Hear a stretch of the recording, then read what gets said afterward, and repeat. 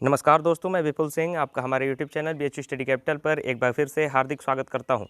दोस्तों, जैसा कि अभी कुछ देर पहले हमारे शिक्षा मंत्री एचआरडी मिनिस्टर रमेश पोखरियाल निशंक जी अभी छात्रों के साथ बातचीत कर रहे थे, उनके साथ कुछ इंटरेक्शन कर रहे थे, उनके समस्याओं का समाधान कर रहे थे और उन्होंने अभी तक क्या प्रावधान लिया है शिक्षा को लेकर के उसके विषय में भी चर्चा कर रहे थे। तो उन्होंने विश्वविद्यालय की परीक्षाओं के विषय में, प्रवेश परीक्षाओं के विषय में, एंट्रेंस एग्ज़ाम के विषय में, नीट के एग्ज़ाम के विषय में, जेईई मेंस और एडवांस के विषय में, सीबीएसई एग्ज़ाम्स के विषय में क्या कहा है, उन्होंने क्या क्या अभी तक फैसला लिया है, इन सभी विषयों पर उन्होंने आज चर्चा किया। उन्हीं बिंदुओं को आज हम जानेंगे कि वो विश्वविद्यालय की परीक्षाओं को लेकर उन्होंने क्या कहा है, कब होंगी विश्वविद्यालय की परीक्षाएँ, प्रवेश परीक्षाएँ कब होंगी, नीट की परीक्षा कब होगी, जेईई मेंस की परीक्षा कब होगी, सीबीएसई एग्ज़ाम्स कब होंगे। तो इन्हीं विषयों पर आज हम चर्चा करेंगे, पॉइंट वाइज जानेंगे कि रमेश पोखरियाल निशंक जी ने देश के छात्रों के साथ क्या साझा किया है। उन्होंने एक बहुत बड़ी बात कही है कि जून के बाद सारी परीक्षाएं कराने की बात की जा रही हैं। ये मेन पॉइंट था। ओवरऑल रिव्यू अगर देखें आप तो जून के बाद सारी परीक्षाएं कराने की बात की जा रही है, लेकिन 15 जून के बाद यानी मिड जून के बाद भी कुछ परीक्षाएं कराना संभव हो सकता है। और उन्होंने ये भी बताया कि लगातार उनकी बातें विश्वविद्यालयों के कुलपतियों से हो रही हैं, सीबीएसई के डायरेक्टर से हो रही हैं, आईआईटीज़ एनआईटीज़ के डायरेक्टर से उनकी बातचीत लगातार हो रही है और उनसे लगातार समाधान लिए जा रहे हैं क्या कैसे किया जा सकता है। तो आइए देखते हैं कि आज रमेश पोखरियाल निशंक जी ने हर एक विषय पर, विश्वविद्यालय, नीट, जेईई मेंस, प्रवेश परीक्षा, इन सब विषयों पर, सीबीएसई एग्जाम्स पर अपने क्या राय दिए हैं छात्रों के साथ। मित्रों, रमेश पोखरियाल निशंक जी ने जितनी बातें कहीं उसका एक समरी हमारे पास है कुछ पॉइंट्स के रूप में। जो इंपॉर्टेंट बातें हैं, जो आपको बताई जानी आवश्यक है, जो आपको जानना आवश्यक है, वो बातें समरी के रूप में हम आपके सामने बता देते हैं कि रमेश पोखरियाल निशंक जी ने जो इंटरेक्शन किया छात्रों के साथ उसमें कौन कौन से मुख्य बिंदु थे, उन पर क्या चर्चा की। सबसे पहले उन्होंने बताया कि 1 से 8वीं तक के छात्रों की पदोन्नति कर दी गई है। इसका मतलब उनका कोई एग्ज़ाम नहीं होगा और उन्हें अगली कक्षा में प्रमोट कर दिया जाएगा। फिर 11वीं और 9वीं के छात्रों के लिए उन्होंने कहा कि उन्हें भी प्रमोट कर दिया जाएगा और उनका मूल्यांकन आंतरिक आधार पर होगा, यानी इंटरनल्स के आधार पर उनकी पदोन्नति की जाएगी। फिर उन्होंने ऑनलाइन पोर्टल दीक्षा की बात की। उन्होंने कहा कि ऑनलाइन पोर्टल दीक्षा पर ऑनलाइन लर्निंग की व्यवस्था की गई है। विशेषकर स्कूली शिक्षा के लिए विभिन्न भाषाओं में पाठ्य सामग्री दीक्षा ऐप पर उपलब्ध है और छात्र उस दीक्षा ऐप के माध्यम से अपनी पढ़ाई जारी रखें। ई पाठशाला के माध्यम से 1 से 12वीं तक के छात्रों के लिए 2000 वीडियोज़, 1886 ऑडियोज़ और 1000 से अधिक ई बुक्स अवेलेबल हैं ई पाठशाला के माध्यम से। स्नातक के छात्रों के लिए उन्होंने बताया कि 1 जुलाई से सेमेस्टर एग्ज़ाम कराए जाएंगे और अगस्त से नया सेशन प्रारंभ होगा। उन्होंने ये भी बताया कि जो यूजीसी ने गाइडलाइन जारी किया है उसी के अनुसार विश्वविद्यालय अपना निर्णय लेंगे, जिसमें 1 जुलाई से सेमेस्टर एग्ज़ाम कराने की बात की गई है और अगस्त से नए सेशन शुरू करने की बात की गई है।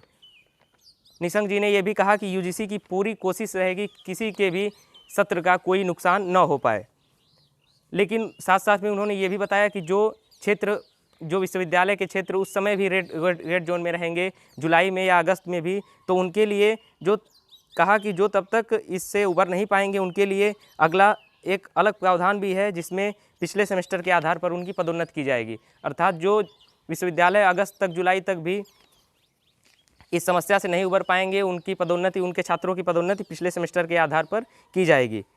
विश्वविद्यालयों को कोविड टास्क फोर्स बनाने का भी संकेत दिया है इन्होंने।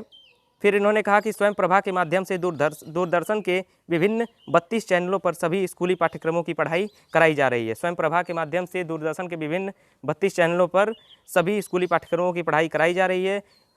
निशंक जी ने अभिभावकों को भी एक संदेश दिया कि वो छात्रों पर ज़्यादा दबाव न बनाएं, चूँकि इस समय हर एक व्यक्ति डिप्रेशन में है, इसलिए छात्रों पर भी ज़्यादा दबाव न बनाएं।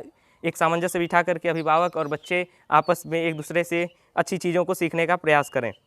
आईआईटीज़ और एनआईटीज़ को फीस बढ़ोतरी न करने का सुझाव भी रमेश पोखरियाल निशंक जी ने दिया है, ऐसा उन्होंने बताया। छात्रों को सलाह दी कि वे अपनी डायरी लिखें। इस काल में जो उनके साथ घटित हो रहा है, जिस प्रकार से वो अपना दैनिक दिनचर्या एक डायरी के रूप में लिखें, वो उनके लिए एक अच्छी याद के रूप में बनेगी और बहुत कुछ सीखने को मिलेगा।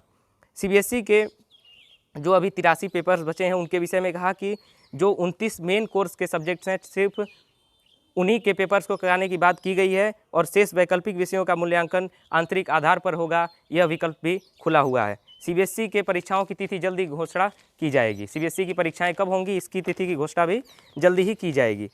फिर उन्होंने जेईई मेंस की परीक्षाओं को लेकर के कहा कि जेईई मेंस की परीक्षाएं 18, 20, 21, 22 तथा 23 जुलाई के बीच होंगी। इन 5 डेटों पर जेईई मेंस की परीक्षा को कराने की बात की जा रही है और जेईई एडवांस की परीक्षा के विषय में उन्होंने बताया कि अगस्त में जेईई एडवांस की परीक्षाएं कराई जाएंगी।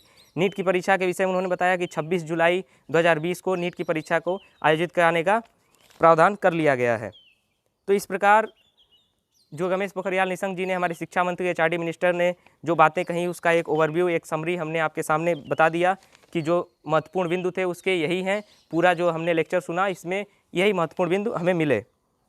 और इसमें सबसे महत्वपूर्ण यही था कि उन्होंने कहा कि जून के बाद ही परीक्षाएं कराना संभव है, लेकिन कुछ जगहों पर 15 जून के बाद भी परीक्षाएं कराई जा सकती हैं। ये उनका मुख्य बिंदु था। और अन्य विषयों पर उन्होंने क्या कहा हमने इसके पहले आपको पॉइंट में बता ही दिया।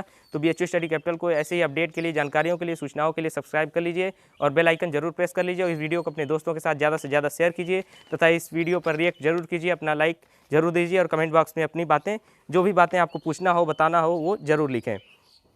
इसी के साथ बहुत बहुत धन्यवाद। और इन्होंने जो ऑनलाइन लर्निंग के माध्यम से छात्रों को पढ़ने के लिए सुझाव दिया, उस सुझाव का भी आप पालन जरूर कीजिएगा। बहुत बहुत धन्यवाद।